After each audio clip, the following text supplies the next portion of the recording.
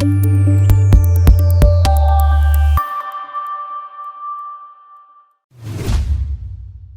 everybody, welcome to The Daily Friend, brought to you in conjunction by the Institute of Race Relations and the Big Liberty Show. I, as usual, have my favorite daily friends with me. Saragon, good morning. Good morning, hi. And Marius, good morning to you. Morning, guys, let's get straight into it. Interesting news cycle. Post-Easter, we're coming back to, amongst other things, a proposed piece of legislation which will have serious implications on short-term accommodation. People, for example, who are using Airbnb.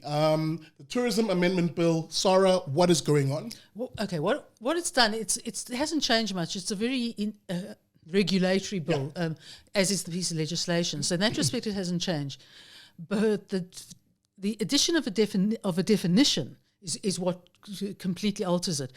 The definition is, quote, short-term home rental, close quote, means the renting or leasing on a temporary basis for reward of a dwelling or a part thereof to a visitor.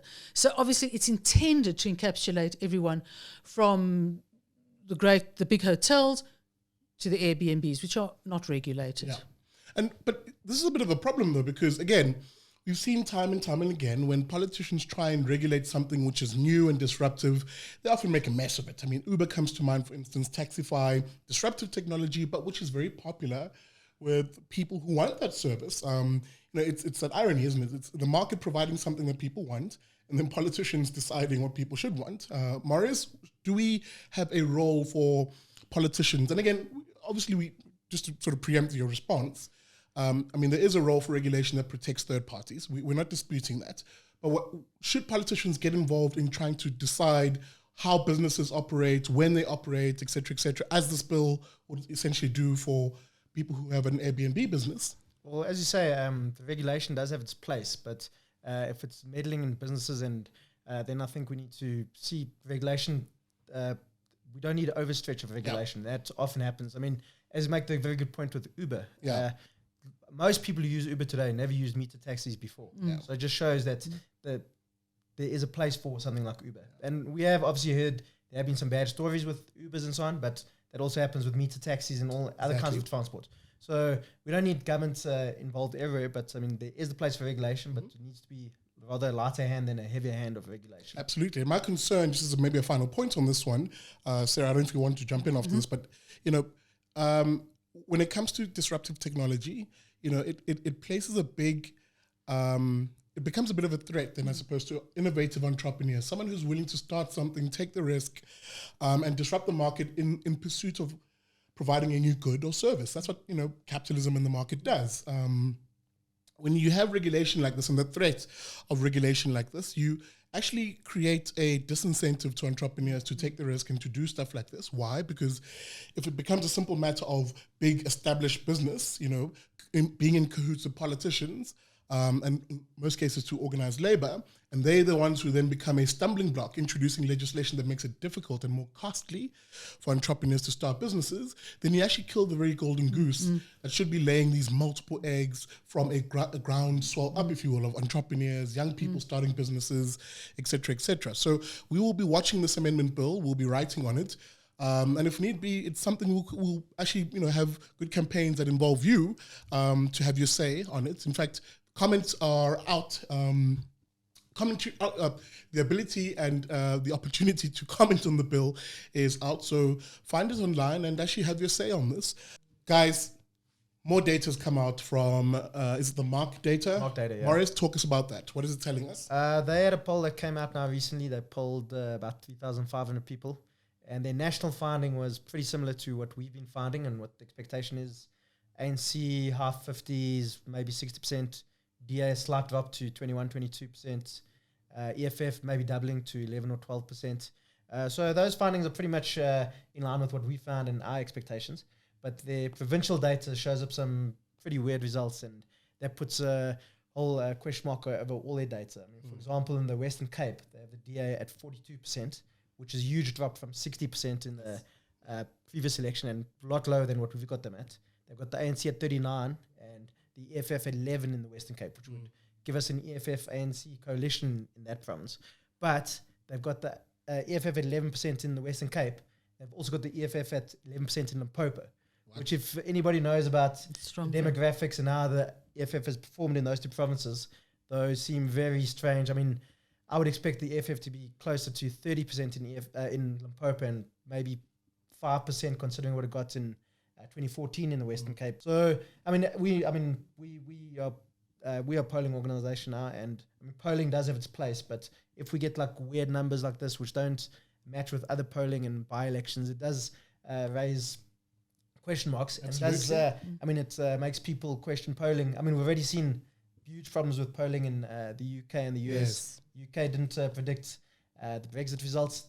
They didn't predict Donald Trump's results, even though they were all within the margin of error. But most results showed that Hillary Clinton would probably win the US election, and Brexit wouldn't happen. Often saying it'll happen with a landslide. Yeah, exactly. I think the New York Times said there was a 98% chance or something of. But then if you look at people who know they're polling, like Nate Silver, he said there was a 1 in 5 chance Donald Trump would win, which is actually quite a high chance. And if we have 5 alternate universes, in one of those, Donald Trump will win.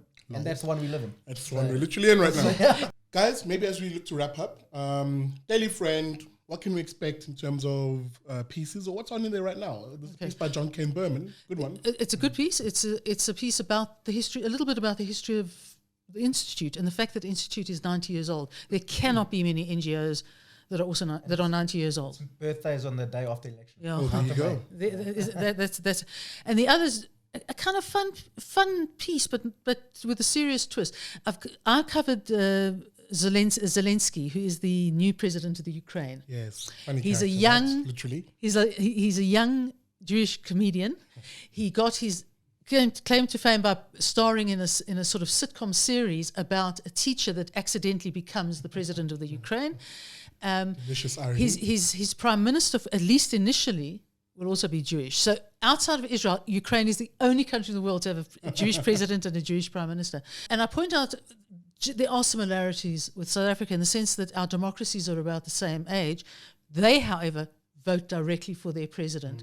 And it seems like what happens after 25 odd years is if the situation is bad, particularly with respect to corruption, they can vote something completely different. Our problem is we don't vote directly for our president. And that is a big problem, one which opens up the door to the corruption and the cronyism and essentially the political elites growing and becoming a ruling class unto themselves. I think there's an argument for directly electing the president and changing the electoral system, where at least some of our representatives are elected directly. Absolutely. Right now, the party decides who represents you in parliament. You actually don't decide at all.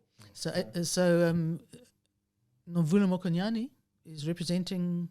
Yeah, that's the point. It brings back, it creates a system where parties can, with confidence, put dubious characters back on their parliamentary list, and the public really can't do anything about it. You cannot split your vote and say, I'm voting for President Ramaphosa because of the New Dawn, whilst at the same time, the very same state capture and corruption implicated characters are on that same ticket, on that same list. Or even in the DA, you can vote for people like Michael Carter or Gwen Ngwenya, but you'll also be voting for other people that perhaps you wouldn't want to. People who call you racist just for simply questioning their stance on choosing race to pick winners and losers in society. How's that for irony? But we'll capture that conversation and others in another episode. Guys, thank you so much for joining me. And thank you for joining us. And please keep supporting the Daily Friend by, on the one hand, reading the numerous articles that we put up there. Excellent writers and analysts who put up articles on there every day. And you can find it, of course, at www.dailyfriend.co.za. And of course, keep watching the show, like, share, and subscribe the show, including the Big Liberty Show, please. You can find us on all social media. And please do not forget to support our work. You can do that by becoming a friend of the IRR. That's as simple as SMSing your name to 32823. An SMS costs you R1. Terms and conditions do apply. Or hey, sign up a monthly debit order via our online subscription at irr.org.za/join. Guys, you've been watching The Daily Friend. We'll see you on the next one.